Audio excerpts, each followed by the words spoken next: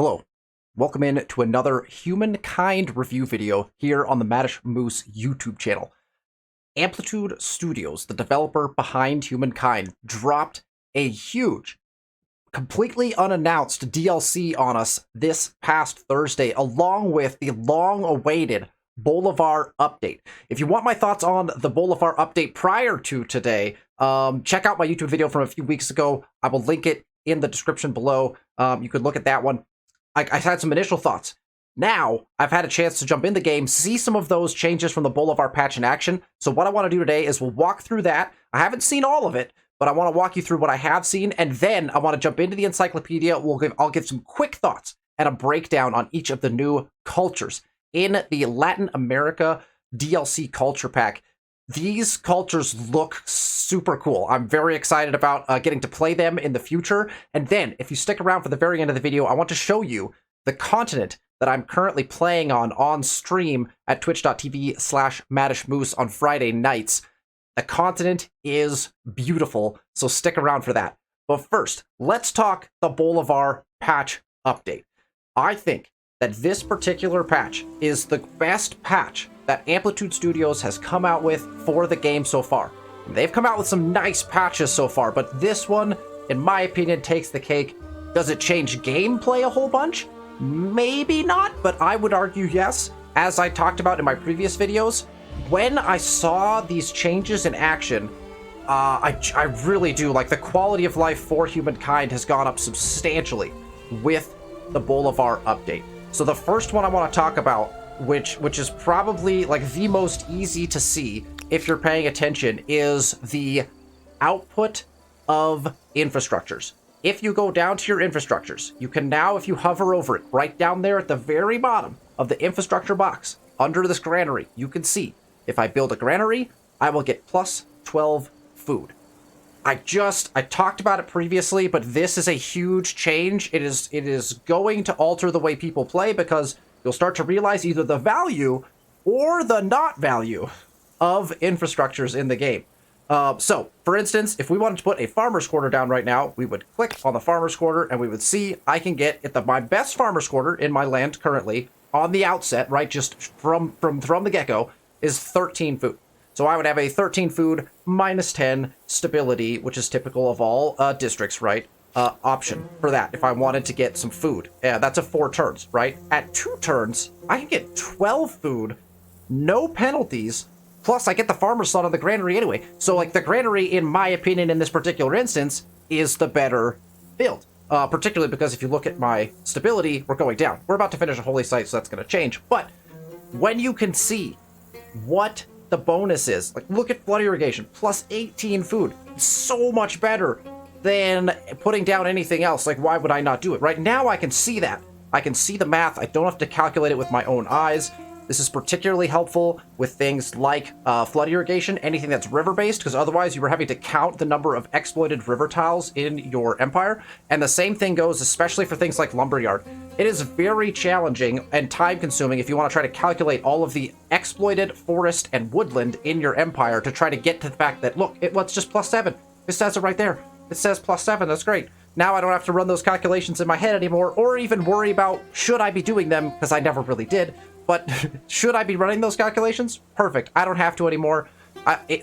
From a game standpoint, I'm like, look, if I were running this empire, I would just tell somebody on my team of people that are helping me run the empire, go and count all of our woodland and forest tiles for me, please, and come back and tell me. So that's effectively what this does in my mind, right? Like, for the sake of immersion, that's what this is. So I really like this change. I think is huge. I love this change. It's a big deal. So I think that's very exciting. If we scroll across on my empire, we'll see here, I don't want to give away too much of the continent because I'm going to show you the whole thing at the end of the video here. But here we have Lake Natron. They have made the change with the Bolivar update, right, that each natural wonder now gives unique bonuses.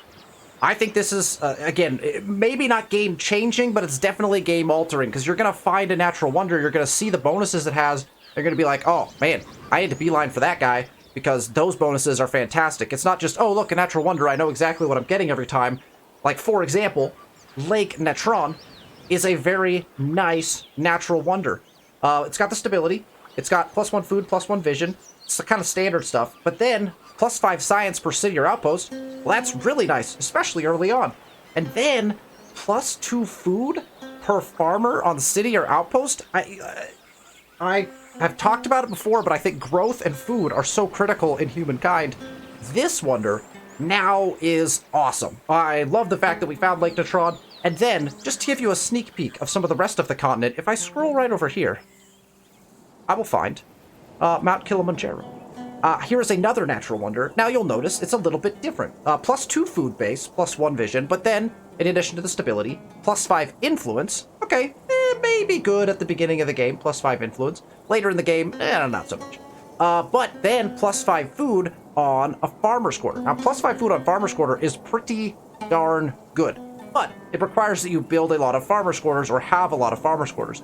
Maybe later in the game, Kilimanjaro becomes really great. But for now, I am prioritizing getting out to Lake Natron because +2 food per farmers is going to help me instantaneously because I already have a lot of farmers in my cities. So if I scroll back over to my capital of 14 people, we already have 6 people working food tiles. So we immediately would get a big food bonus from that. And every new food worker we add is going to add even more food if we claim that Lake Natron tile. So, again, man, so exciting. I'm very excited to see all the rest of the natural wonders and what their bonuses are. It makes each game a little more exciting because you don't know which natural wonders you're going to discover, if you're going to discover one. And so it adds a little more intrigue to the game, in my opinion, as well.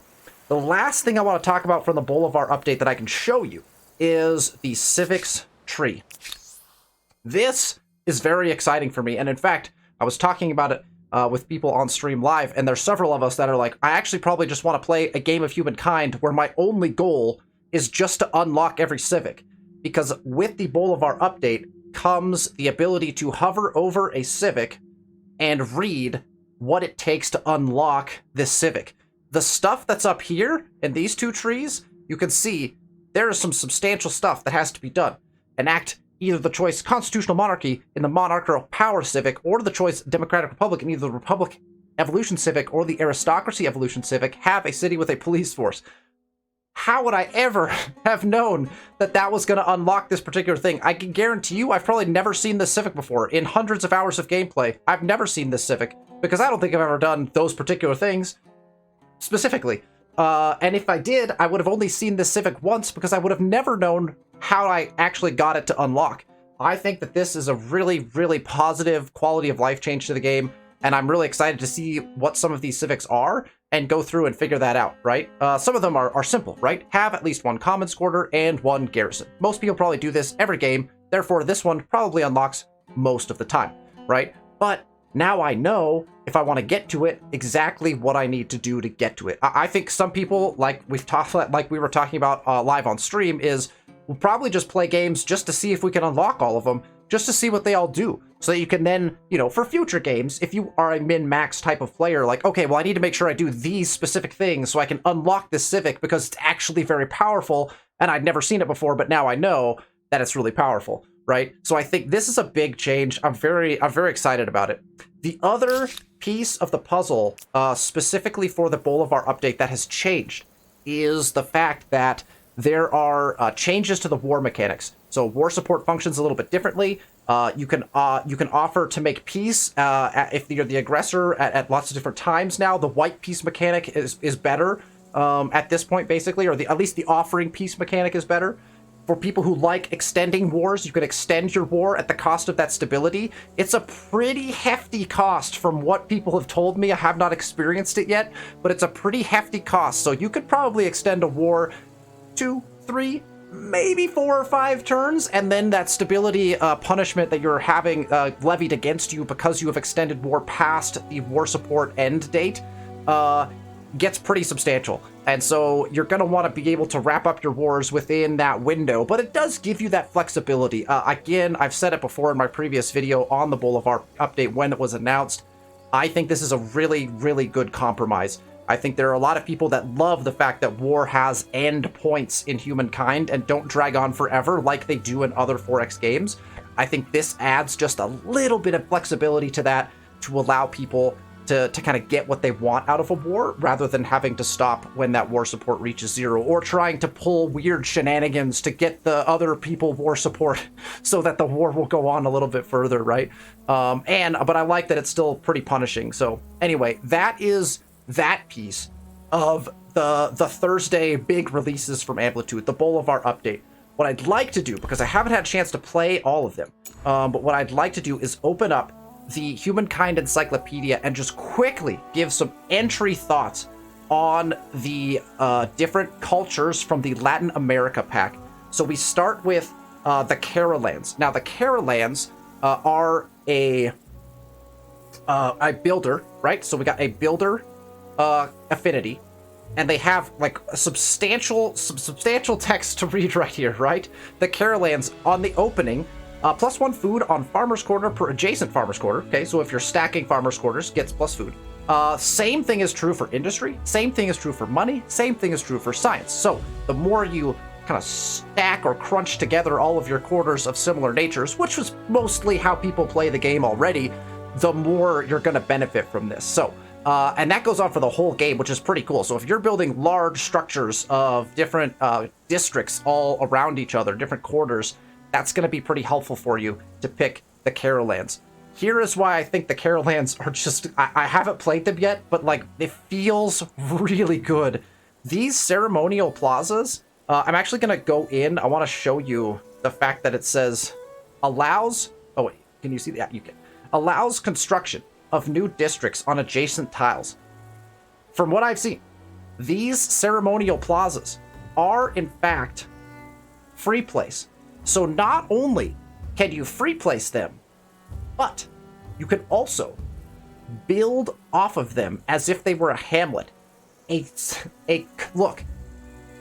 culture at the first part of the game that can build essentially hamlets. These ceremonial plazas can exploit A, all of the FIMs, and B, they can be built off of. The flexibility that gives you early on, in my opinion, makes up for the fact that the actual plaza itself does very little, right? -10 stability, +2 faith per district. You're gonna get some faith. We've talked about it before in Humankind. Faith, it can do stuff for you, but it's not probably super important, although early game faith is kind of nice, so you can get those tenants faster. So Ceremonial Plaza, man, I don't know. That seems super fun. I'm very excited to give them a try. The healers, I'm not sure, seem very good from what I've seen, but I don't mess around with the military as often as I do other things, so I'll refrain from commenting on the special units most of the time here. Let's jump to the Nazca in the second era. The Nazca are aesthete in their orientation. Written in the land is their bonus, +1 bonus emblematic district on territories containing a natural wonder. Now remember, this carries throughout the entire rest of the game. So, it's a little bit limiting, but if you have 2 natural wonders, or 3, or whatever, it makes prioritizing natural wonders very important, because you can actually build a second emblematic district in those territories. Again, it's very limited, but can you imagine like double nousts as like the exploitations that you could potentially get? I don't know, double VOC warehouses as the Dutch. I think of the possibilities on those individual things. Again, it's cool, but I don't think this one is particularly overpowering because it's limited to just those tiles with natural wonders. Now, you can go out and find more of those natural wonders to make this even better, right? And so you might want to be playing somewhat of an explorative military game to grab these natural wonders so that you can exploit this particular written in the land bonus as much as possible. The Nazca lines, I think, are going to be really interesting to see in action. It basically boosts your emblematic districts from what I've seen. So we'll jump down. I want to click on them and read a little bit about them. But it looks like you place them down, and then it increases the yields of your emblematic districts, of all of your emblematic districts. So that could be pretty potent as you put the Nazca lines down. I think aesthetically as well, from what I've seen, the Nazca lines are really cool. The drawings actually that appear on the tile where you place them, I believe change based on the type of terrain that you put them on, which is pretty exciting. So I think it will be interesting to see exactly what those Nazca lines do and see them in action. I know people have seen them already, but I haven't quite got to experiment with them yet. All right, the Taino are a food-oriented culture. What I've noticed so far, right, is it's all different culture orientations. So they have different affinities. In the Cultures of Africa DLC, we had a lot of very similar affinities, food being kind of the primary one. So far, we've had all different ones here in the Cultures of Latin America pack, which is, I think, exciting. All right, here we have Zemus Worship. +5 food per number of territories in your sphere of influence on city or outpost. Pretty nice. Especially if you're expanding your sphere of influence, it's limited to the territories kind of in your sphere, but +5 food is nothing to scoff at, and I think that could be helpful late in the game, especially when you hit those couple of like peak times when like you just haven't gotten that tech quite that you get like the big food bonus from, and you're reaching that like population like problem where you have not enough food. Something like this can be very helpful, especially in Era 3. And then we have our Bates. +10 stability, so it's one of those districts that actually flips it. Instead of -10, you get +10 stability, which then in turns also helps this second piece here. +10 influence on a settled city. Settled meaning it is in that 91 to 100% range, which is another thing that we probably should touch on from the Bolivar update. And that is that if you go back over here and you look at your stability, we can't see it here, but I wonder if we can see it here in Chicken Claw. Nope, I can't actually demonstrate that yet. But if you go over 100% on your stability, it will show you how far over 100% you are. So no more guessing. Will I drop down below 100 or not when I put this in? Should I do the math? Again, just like the infrastructures, it's going to tell you that. And so, again, the reason why I bring that up specifically when we're talking about the Taino here is the sphere of influence on settled city, this +10 influence. You want to be in that settled range, and so you want to keep it up pretty high there. But +10 influence is definitely nothing to scoff at. That's a decent amount. In Era 3, influence is still pretty important, and so I think that this is powerful.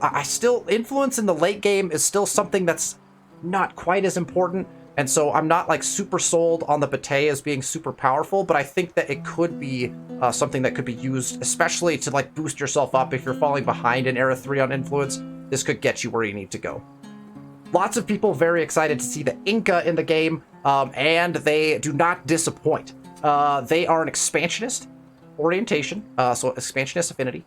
On Condor's wings, +50% road movement speed on unit. It's pretty good. You're going to get your units around pretty fast. And +3 food on districts per adjacent mountain. So very similar to similar cultures like the Zhao and other mountain-based folks. You're now getting the Inca, which are getting +3 food on districts adjacent to mountains. That's pretty good. So if you can combine now some of these mountain-based cultures, I think you're going to be able to create some pretty cool combinations with the Inca, because that nice +3 food bonus on districts like a science district, for example, that you could throw next to a mountain and get some good science bonuses from. You could now combo that by getting some food out of it by picking the Inca later in the game. Could be good. Here's another big one. The Terrace Farm. Once again, allows construction of new districts on adjacent tiles. So another Hamlet-type functioning district. I have not seen whether these are free place or not. My assumption is that they are free place, because they haven't put any of these types in without them being free place. And it wouldn't make sense to have the allow construction of new districts on adjacent tiles if it wasn't. So, another free place and allows construction on tiles. Now, a little bit different from the ceremonial sites that we saw with the Carolans. Only exploits food and industry. So doesn't exploit all of them like a Hamlet does, just industry and food. But still, when you're going on a mountain, which I'm assuming these probably have to be adjacent to mountains, I'm willing to bet that there's a limitation on where these can be placed. Look, you're still going to get some really good use out of this. So you get the stability punishment, but +2 vision. Okay, +3 food per adjacent mountain. You're going to boost that up. You could build off of them. And -25 territory attachment cost on adjacent territory. So one of those where you're like, oh, well, we could hold off on doing some territory attachments in order to take advantage of this -25. You might not even end up messing around with that too much, but it could be useful. All right, let's talk Argentinians in Era 5. They are a money-based affinity. So, Land Rush, +1 farmer slot on city or outpost per luxury, +1 trader slot on city or outpost per strategic research. So, basically, if you've got some luxuries, or some strategics, or a nice combination of both, the Argentinians might be a very good one to pick. You're going to get some extra slots. In Era 5, I think this is very potent because in Era 5, you typically start running into population cap problems in your cities, especially if you're pushing growth and pushing food. You might not be able to build districts fast enough in order to keep from hitting that population cap. And so getting plus farmer slots is pretty nice. So again, situational, but could be very useful. All right, the Saladero creates a new deposit of salted beef, which is automatically exploited. +4 stability per salted beef in all cities, -2 army upkeep per salted beef on army.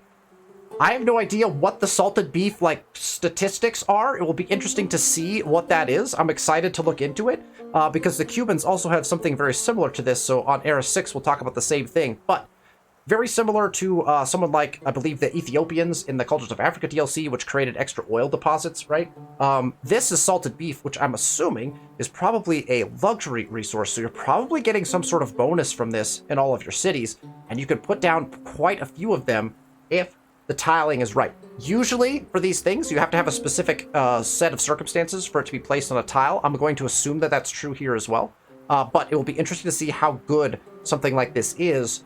Definitely going to help with any stability problems, which late in the game, you're usually not having anymore, but also you could get some army upkeep down. If you've been playing a heavy war game, this could be a good pick for you. Let's chat the Cubans, finally, as the last culture being added in Era 6. They are an estate-oriented culture. Internationalism is their trait. +1 combat strength per alliance on unit, +1 combat strength on allied empires units, +10% influence per alliance. If you're going to war, this could be good. If you're going to war with specific people. If you're at war with everybody, probably not the greatest choice, because you need some alliances. But could be good if you're going for like a war end, or you need to wage war in order to get a condition or to stop someone else from getting a victory condition. Could be very useful. All right, the Empresa Farmaceutica creates a new deposit of pharmaceuticals, which is automatically exploited, +10 stability per pharmaceuticals. So if you're struggling with stability, +10 per pharmaceuticals, that's probably plus every territory. Again, I'm willing to bet there's a particular tile that is needed to place these, but also +1 food per pop per pharmaceuticals on all cities. If you were having food problems at all, if you could generate several of these, +1 food per pop, anything that says per population in this game is still incredibly powerful. So definitely take a look at this if you're having any trouble with those things. And then, addition to all of this, don't forget there are new natural wonders in the game. The Atacama Desert, I'm going to butcher these pronunciations, but the Lensois Meronisis, the Salar de Uyuni, the Salto Aniel, the Maracana Stadium, the Pyramid of the Sun, and 15 new narrative events, which I'm very excited about. The narrative events are so fun in Humankind and are one of the things that separate it from all of the other games, I think, in the 4X genre. So narrative events, more of those, more wonders to build, and more natural wonders on the map, which means more fun, new, specific, unique bonuses that they have for each of those natural wonders that we can explore and take advantage of. So excited about all those. I'm not going to go into detail on them in this video, but hopefully we see them throughout our games in the future so that we can kind of go over the details of that. Okay, to end this video, I'm playing a game on Humankind difficulty. We set it up so that everyone got their own continent. I did not think we were going to get a continent this good, and I will admit it did take a little bit of hunting. I started out, the first couple times I tried this, on very small continents, and so I just restarted conveniently until I found one that was a little bit bigger. Then it turns out the continent that we started on is one of the best continents that I have seen in this game, especially at this level. Here is our capital. Obviously, it is in a very nice tile spot. We have, this tile would have been better, but we didn't want to walk all the way down this mountain range to get there. So we have a really nice capital city on river. If we scoot over, we see we have a lot of different luxury resource deposits. Our second city was placed right here. Look at this river split. A river everywhere in our second city of Chicken Claw. We've got, again, more just luxuries everywhere. We got horses, which was, again, I think horses are important. We've got some copper. We've got strategics starting to pop up on the map as well. And as you come across, more luxuries, more rivers. Come down here, more rivers. And then, as I've already shown, Lake Natron is on this continent. Kilimanjaro is on this continent. And again, look at the river structures for our different outposts. It's just going to be amazing. And then you can see the rest of the continent. It is a huge continent. The rivers continue. There's lots of great river spots all the way up through this part of the map. The last few on this end are not so great, but you know what? We could probably make use of some of the mountain tiles and some of the coast to be able to do some cool things. But just the absolute plethora of territory, the strategics across this particular part of the map. We've got a bunch of strategics that we're going to discover throughout the game. The size of the like, look at this continent. All to ourselves right now. We've got some free peoples starting to populate, but we've made some big claims all the way across already. This is going to be a very fun game. We also managed to snag the Egyptians. This is actually my first time ever playing the Egyptians. We've got some fun pyramid triangles already going on, and we're about ready to move up and potentially be able to take another builder culture, which might be exciting. So, very excited to play this game. Stay tuned to the YouTube channel because we will feature more of this particular map as we play through this game. But if you want to catch us live, Friday nights over at twitch.tv/madishmoose is where we play this particular game live on Friday evenings on Wine Night and Nox Gaming. If you'd like to join us, it is always fun. And I always field questions live as well. So if you have questions about the game, thoughts on anything, I'm happy to field those as well. Thank you so much for tuning in to this YouTube video. The Bolivar update, the surprise big DLC drop from Amplitude Studios, a tip of the cap to them because they keep making Humankind a fun game to play. It's exciting to follow. It's exciting to be there when they drop this kind of stuff. They also gave out 1,000 free DLC keys, which I was able to snag one of, which was super awesome of them. And so, you know, they drop a surprise DLC, throw out 1,000 free keys. They're doing a very good job with this game. It's exciting to watch. I know that they have lots more changes planned, and so I'll continue to cover those here on the YouTube as well as live over on the Twitch channel. So thank you for watching the video. If you like the content, please feel free to hit the thumbs up button and subscribe to the channel. I try to post videos every Sunday afternoon if you're looking for all of my videos, but if you hit the little notification bell, then you'll know exactly when I post. Thank you so much for watching. I'll see you for the next video.